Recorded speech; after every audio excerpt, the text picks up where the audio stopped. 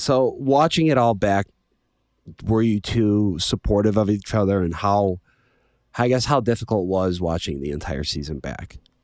You can speak on that first. What your thoughts were on it. Yeah, honestly, I had my own method where toward the first like 2 episodes or so, like I watched all of it, but the more it went on, I would put in my headphones, I'd scroll on my phone during other people's one-on-ones or like other intimate moments. I just was like, I don't need to see this because this is like not what it is now. So I just kind of would ignore a lot of it and just focus on our moments. But there were like parts where they were harder for me to watch, but Joey was always so supportive and understanding throughout it all. So props to Joey for, helping me go through all of this. Yeah. I think for me, the part is like I did through this entire season always try to think through like, okay, your wife is going to be watching this back someday. Like, let's try your best to make sure your words have purpose, the actions you can look back on, at least explain. But there's still moments you walk through and watch. You're like, God, this has got to be so hard for her. So I tried as much as possible to watch it through her eyes, to prep her as much as I could when I saw things.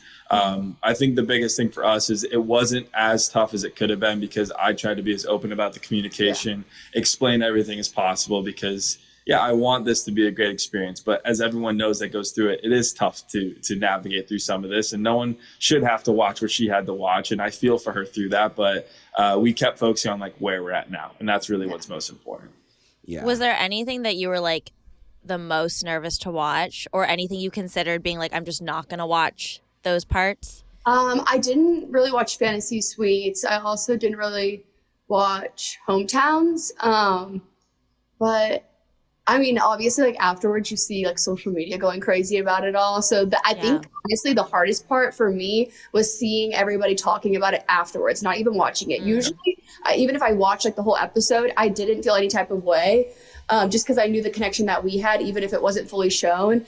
I felt really confident watching it, and the aftermath of like everybody else's thoughts on it was, I think, what really affected me more. How so?